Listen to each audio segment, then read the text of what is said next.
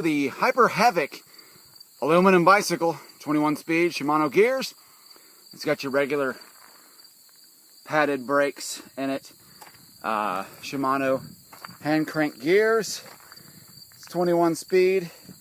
Your regular old seat, which has actually been torture on my bum, but I've got a towel back there. I forgot to wear my bicycle pants. I've got the kryptonite chain on here. It's an awesome chain. It's full suspension.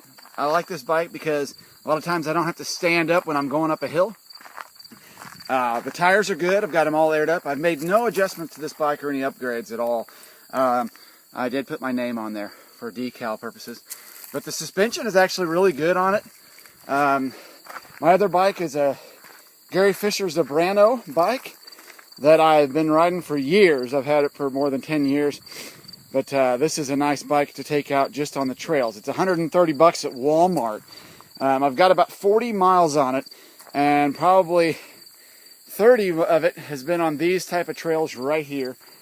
Here in Marysville, Kansas. It's the Blue River Trails. And they got 16 miles of trails one way, and I've not exactly taken it, but I've that many miles on it. This bike I've actually taken on this trail quite a bit, but I've actually also gone quite a bit of the streets. I've done a lot of shopping with the bike, but it's a great bike for the price.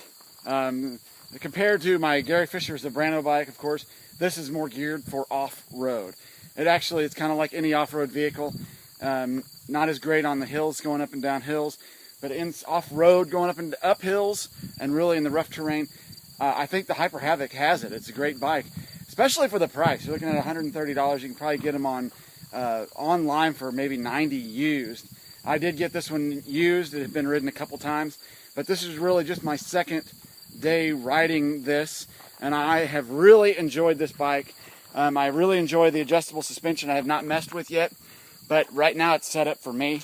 I've got the air in the tires all the way up, but I've really enjoyed this bike. I think that you can't go wrong buying the Hyper Havoc for this Walmart bike. I've had other ones. I've had the other Walmart bikes. Seems like they fall apart.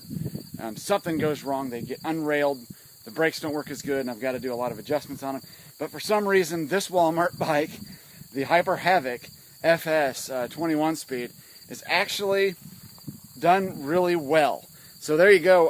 That's my review of the Walmart bike that you can actually use off-road.